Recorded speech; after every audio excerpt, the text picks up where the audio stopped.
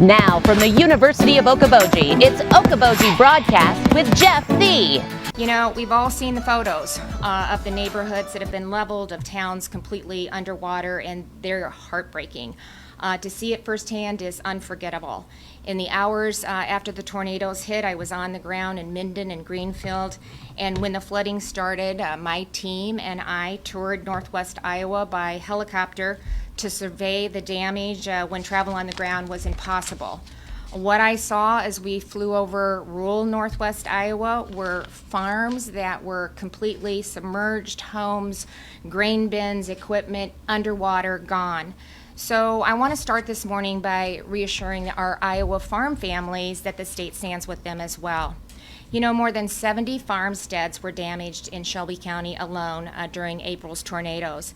At that time, we worked together, worked with Homeland Security. We got the disaster declaration in place. I contacted Secretary Vilsack at USDA to request assistance for Iowa farmers through their programs. Shortly after, federal loans and other programs were made available. I want to take this opportunity again to thank our federal delegation as well as Secretary Naig for their outreach in really helping us continue to encourage Secretary Vilsack to stand up these programs, which they did. But you know, what I heard in the weeks that followed was that the interest rates for many of the USDA loans were often much higher than what farmers could get from their local banks and their local lenders. And another component of this that was discouraging, I think, for the farmers that I had outreach with was that the USDA loans didn't offer the same benefits as the small business administrative loans, which farmers for some reason don't qualify because they're not considered a business. So today we're going to bring some parity to farmers by creating the Disaster Recovery Farm Interest Program. And so this program actually buys down interest rates by reimbursing interest payments up to $50,000 per household over 12 months on commercial loans farmers will use to repair damage on insured property. The program will be managed by the Iowa Finance Authority, and I'm pleased to announce that we will be launching that program today. Farmers can apply online now at iowagrants.gov. So again, I just want to give a shout out to Debbie's team, my team. Lily, thanks for all your work in outreach to the farmers that were impacted. Homeland Security, well, everybody. See, that's what happens when you start naming it. This is a team effect here, team effort. But that stood up today, and hopefully we can start to provide some just some certainty to farmers that are trying to move forward. As I mentioned earlier, the severe weather events since April have impacted more than 5,000 homes. More than 2,000 homes are estimated to be completely destroyed or majorly damaged. In northwest Iowa, many homeowners and renters, they didn't have flood insurance because their home was not located in a floodplain. I spoke with families that had lost everything. They were overwhelmed. They were grief-stricken just with the uncertainty, not knowing where to go, what was next, what do I do? And I heard those same concerns and just that same grief-stricken, overwhelmed uncertainty from families that had lost their homes due to the tornadoes. The need is staggering and it's immediate. And that's why today I'm proud again with the help of my team to announce some state programs to help homeowners in a variety of situations. So first thing we need to do is to provide temporary housing as soon as possible so that individuals and families can remain in their communities. I heard that over and over. I come from rural Iowa. We want to do everything we can to drive growth and prosperity to bring people to our communities. And so when you're impacted with devastation like this, you don't want to lose anybody. And most importantly, they want to provide what these individuals need. So, we want to do what we can so that they can remain in their communities while they rebuild or repair their homes. After speaking with the FEMA Administrator Criswell. We were actually touring some of the damage, I think, in Spencer. She was talking about a program that they had offered in some of the southern states, Florida and Louisiana, for those states that had been impacted by hurricanes, and about maybe having that be a possible solution for Iowa. Well, we jumped on it. You know, it had never been done before, but we thought this is something that might work. My team immediately started working, John's team especially, he's going to talk about it in a minute, started working with not only FEMA to get all of the requirements in place, but also reaching out to these states that had actually utilized the program. We stood it up in less than 2 weeks. I've submitted it, the state's first ever application to FEMA for a disaster recovery temporary housing program. So we like to make these as long as we can so that they're hard to remember. It's a temporary housing program for Iowans who live in counties that are included in the Presidential Disaster Declaration. The program will provide temporary housing at no cost in their communities while they work toward a permanent housing solution. Housing units will vary, and they will include anything from hotels, RVs, travel trailers, and modular homes. And here to provide really additional details and kind of walk through how they stood up this program is Director Benson of Homeland Security, Emergency and Management. And him and his team get to manage all of us as well as all of the state in really responding to the needs of Iowans that have been impacted by the multiple disasters. John? Thank you. Thank you, Governor, and thank you to the Cabinet team. As the Governor has correctly noted, I may lead it, but everybody behind me makes the engine move. So fantastic work that you've seen done so far, and it has been, I have to say, a long spring. So as the Governor mentioned, we are standing up a temporary housing program. This will be the first time we've ever done this in Iowa. For those of you that have been paying attention to hurricane states such as Louisiana, Florida, we're going to do the exact same thing. So I need to thank my compatriots in Florida and Louisiana for helping us get down this pathway so quickly. If you think about housing after a disaster, there are immediate needs that develop into long-term needs, and so we're looking to address some of those gaps. As the Governor mentioned, we're going to be working on the Disaster Recovery Temporary Housing Program, and the easiest way for me to think about that is a non-congregate sheltering effort. As she mentioned, it will run for a duration of 6 months, but it fits inside of a longer continuum. So if you think of it, at the start of a disaster, people initially get into a congregate shelter to get out of harm's way. FEMA is now working on what they refer to temporary sheltering assistance, which is kind of the next step, getting them out of the shelter, perhaps into a hotel, any type of rental properties. The next step where we as a state will come in is on the non-congregate side of it, looking at placing them for 6 months, and as the Governor mentioned, travel trailers, RVs, possibly hotels, and even looking at mobile homes or modular homes as well. And then the next step after that, which we've already asked FEMA to start working on, is what is referred to as a FEMA direct housing mission. And that will take us from 6 months out to 18 months. So 18 months after the disaster, we're developing and almost have in place an entire housing mission right now. The idea is that we work with those survivors, put them into a safe, sound situation where, as the Governor noted, they can work on their long-term housing. Some of that will occur relatively quickly if they're refurnishing their home, have to refurbish it, a couple of months. Others will take longer. That's why we want to work on the long-term housing one with FEMA to get out to that 18th month. So when we do put this on the street, what will happen is you will notice a couple of things. We will have an entry portal, obviously. There will be a number to work with where survivors can get in touch. Our disaster case advocates or managers on the field will also be working with them. For the survivor that is interested in participating in the program, let's talk a little bit about qualifications. The initial qualification right up front is it has to be in a FEMA individual assistance designated county, and ideally any of the 3 disasters. So we're still adding more as we go along with the flood, so please pay attention to that on our website. Also, you'll find that on disasterrecovery.iowa.gov. I get that right? Okay, thank you. Those additions are always happening. That's kind of the first step. The second one, and I want to take a chance to really encourage people to apply. One of the things you will notice, and in particular we've seen this in Northwest Iowa, is that can-do, I don't need help attitude. If you are of that thought process, I would like to discourage you from that thought process, and please apply, because then you become a known quantity to us, and that's how we can help you through not only the housing, if you have a housing challenge, but other things that may arise during the disaster to support you as you go through the recovery. So first part is you have to be an applicant inside of the FEMA IA program. It has to be your primary residence. It has to be presently not habitable. And then we're going to work with you in the city to anticipate what's your anticipated duration you're going to be out of that house. Is it just for a couple of months, or do you think it's going to be a longer term issue?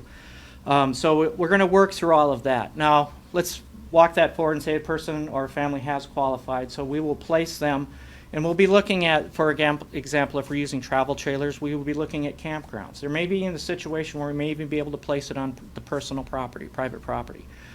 We would be looking, if we're looking at mobile home units, are we going to be looking at going into mobile home parks that we can utilize right away? All of those things figure into the equation. So for their survivor, they're working on their long-term solution, and that's part of the requirement is being in there is they have to demonstrate progress.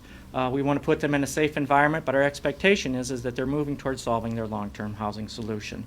As the governor has noted, we want to get them in there, get them safe, get them to their long-term solution, and then they exit the program and they go on. That's our ultimate goal.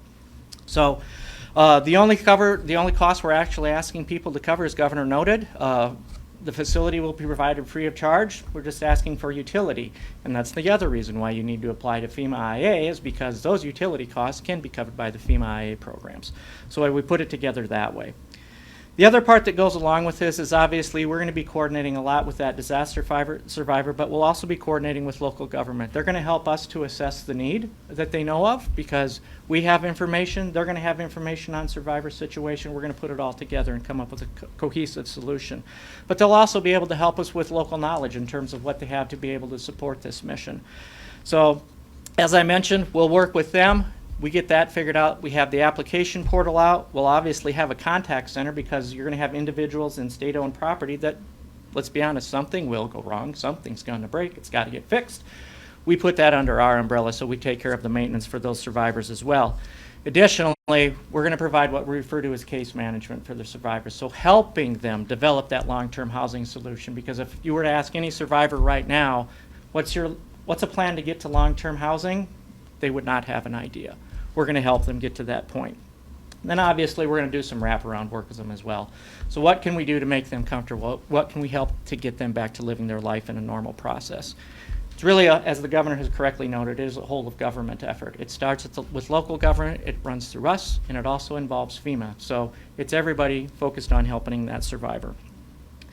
Now there are additional things going on too, because as the governor noted, I can't remember the number of proclamations you've done. It's a lot.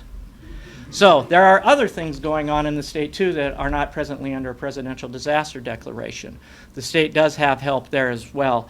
I just want to reiterate that we do have the State Individual Assistance Grant Program, which is available to folks that are under the governor's emergency proclamation and not under a FEMA major disaster declaration.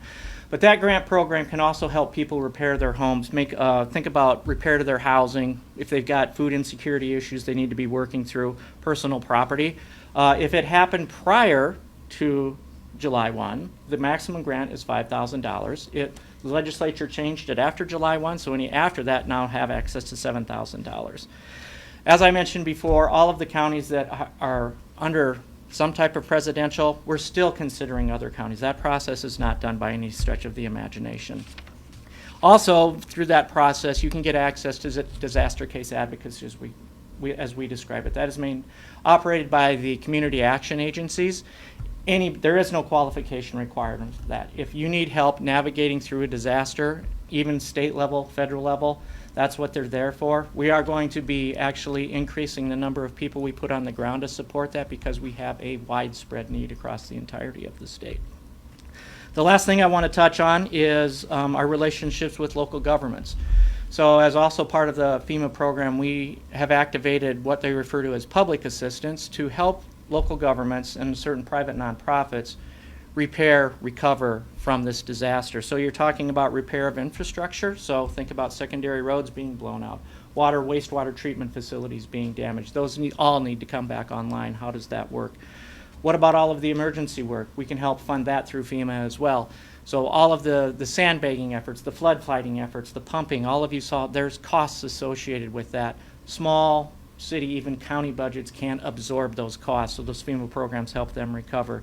And obviously the big one, which Director Marler, the General's team has helped support, has been the removal of debris related to homes being destroyed, and also, as Scott correctly noted, the loss of personal items. You know, as the governor saw, when you would drive around towns, unfortunately you would see just personal stuff, and that's somebody's life that unfortunately is gone.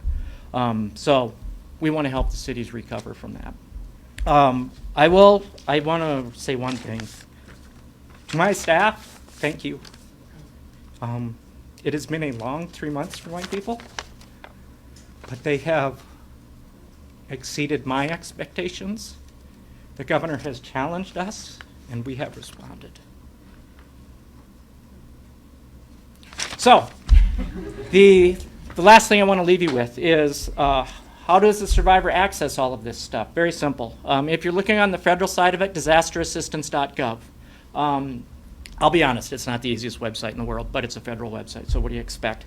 But they also have an 800 number, 800-621-3362. That becomes a primary entry point for their survivors. On our side of the equation, it's a much nicer website, disasterrecovery.iowa.gov. So as Kelly was mentioning, we have links to all of the things that her team is doing. We have links to 511, Department of Education, the things they're doing. If you can remember a single entry point, disasterrecovery.iowa.gov, that'll help you get started. So thank you, Governor. And I'll just underscore again, John, just thank you. I have pushed and pushed and pushed, and you and your team have responded at every turn. I mean, honestly, they stood this up in 2 weeks. That's crazy, just crazy. And we have been in constant contact with FEMA Administrator Criswell. I said, it's there. Thank you for the idea. We did it in 2 weeks. We need it turned around quickly. Congressman Feenstra has been working with Secretary Mayorkas. So, I mean, just everybody is pushing at every single angle, and we're really hoping, you know, hopefully we'll get a response to that sooner rather than later. But, you know, and this was a response that we heard from local governments. We've been working tirelessly with them, and they are just dealing with so much. And so we talked about this program, and we said, you know, maybe this is something we could stand up. And they asked if we could maybe manage it. So on top of just standing it up, John's team is going to take that off their plate and continue to work with them, but the state will be managing all of this, and then we will be reimbursed from FEMA, so it's just one less thing that they have to do. Another thing that John's team and this team are providing for these local governments is, you know, just a financial consultant that they can consult with to make sure that they're filling out the paperwork accurately, to make sure that they're dotting their I's and crossing their T's so that it doesn't get, you know, scooped back, you know, because they didn't fill out the paperwork accurately. They want to do it right, and they ask if we could provide some resources to make sure that they are. The other thing that this team, my team, has put together, you know, there's a different bucket for everything. It's overwhelming for me, and I'm not living in that disaster every single day. And so we are trying to do as many one-pagers as we can that can walk them through all the financial resources, where are the pots of money, do this one first, then this one, then this one. Again, because they need to be making informed decisions, because that might impact the dollars that they will be receiving going forward. And I mean, I could go on and on. So it's been, there's just, the communication, the coordination, again, is incredible. So again, I want to thank John and his team for the speed in which they set the program up, and just continuing to engage the impacted communities. We've talked to them at every step of the way to make sure that we're coordinating on what we're doing. And it really will help so many Iowans move forward and make those plans for the future, providing them the tools that are necessary for Iowans to make a full recovery and remain in their communities that have been their home. And many times I talked to one mom who said, you know, here's where my daughter and my grandkids live. My mom is across the street. We've been here our entire life, so generations of Iowans want to stay there, and we need to help make that happen. So temporary housing provides a critical short-term solution, but as I said earlier, we're in this for the long haul, so I'm also launching 2 programs to help communities build new homes and assist with the cost of rehabbing some of the damaged ones. The first program that we're going to talk about is the State Disaster Recovery New Housing Grant Program. This program will provide financial assistance for the development of housing for sale or for rent. Our goal, again, really is to keep the residents in their communities. The program, it's kind of mirrored off of the Workforce Housing Tax Credit Program, but the program will award experienced developers up to $1 million per project to build housing units in federally disaster declared communities, again, that qualify for FEMA's Individual Assistance Program.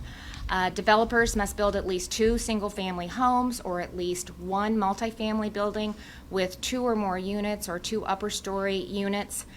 Preference will be given to single-family homes, which will cost no more. It'll be capped at about $298,000. Duplexes and townhouses, townhouse-style developments will be capped at $242,000. All units must be for owner or rent-occupied permanent residents. We'll make an initial investment for this program of $10 million. That is, we're using the America Rescue Plan funding. That's how we're going to launch this program. The program, and that's how we'll launch the program, excuse me. And we've also, in the conversation that I had with the leaders, we've asked when the legislature comes back into session that they pass a bill that will make, that will apply retroactive and make the funding for this tax exempt when they return in January. So developers can apply online beginning July 15th at iowagrants.gov. And now I need to turn over here and just point to Director Durham to, again, stand up a program. We pushed and pushed and pushed and said we need it sooner. And Debbie said, we'll do it. And she did it. And so I just, from a team, but just thank you again for getting this done. Then I asked her to do it one more time. So, but I really appreciate that as well. So additionally, and this is another program that we've activated. So this is the Disaster Recovery Housing Assistance Program. This is a lot. We're going to give you all a one-pager when we're done, so you actually have the details. But we want to try to get it out to the public so they know that these are coming. But we'll give you a lot of detail when we're done here. So it's the Disaster Recovery Housing Assisting Program, and it'll allow the state to move quickly to address unmet housing rehabilitation needs that are outside of the scope of insurance coverage. We also have a lot of underinsured. Pull that insurance coverage out every year. Take a look at it, take a look at the market, and make sure that you're adequately covered. And it will help with the, and then that's on top of FEMA housing assistance. It's a standing program. It was actually established by the legislature in 2021, but it had not been funded. So therefore, I've directed, thank you, Director Paulson, for making this happen, doing all the research, working with Director Mosman to make this happen. But I've directed a transfer of about $6.5 million in fiscal year 2025 funding to open the program up. The program provides eligible homeowners with up to $50,000 for disaster-affected homes suitable for repair. Again, Debbie wasn't sure we could get this one going. I was kind of wanting all of them to be launched at the same time, and she told me yesterday when we were touring yesterday in 3 or 4 communities, I'd hardly sat down and you said we're going to be able to launch it. So that program will also be launched on July 15th. It's also at iowagrants.gov. And again, while the $6.5 million we think is a good start so we can start meeting that immediate need, we're going to continue to work with the legislature on all of these programs next session to ensure that they are adequately funded, or if we need to, add some additional funds, we'll have that conversation in session. So in addition to the 3 programs that I've just outlined, we're also working to secure a variety of permanent housing that can be built and installed in communities as soon as possible. Homes for Iowa is a public-private partnership with our Iowa Prison Industries that trains incarcerated individuals in the building trades and helps reduce recidivism and truly benefits Iowans. The modular homes built in the program are sold to the public and then delivered and installed at the owner's property. We work a lot with communities across the state in locating where these homes go. Since the beginning of the program in 2019, a total of 91 homes have been built and sold. I don't think, is Beth here? No, she had a family member that wasn't. Have been built and sold, and Homes for Iowa currently has 5 new homes on their building schedule, which we have reserved for disaster-affected communities wanting to expedite their rebuilding efforts. So these homes are 1,200 square feet. They're 3-bedroom, 2 bathrooms. The cost of the home is $95,000, and it will be ready for delivery in the next 45 to 120 days. So we're going to take advantage of that, and then that'll be an asset that we can continue to use going forward for a whole host of reasons, not just for disaster communities. But communities that have been impacted by recent tornadoes and the flooding, they can go to homesforiowa.com to learn more about how the project works and how to buy a home. Okoboji Broadcast from the studios at historic Arnold's Park Amusement Park is brought to you in part by West Wealth Management, a financial advisory practice of Ameriprise Financial Services. Advisor Jan Spielman, AJ Spielman, and Erica Wachholz. The headquarters of the University of Okoboji is at the Three Sons, open Monday through Saturday 10 to 5 and Sunday from 10 to 4.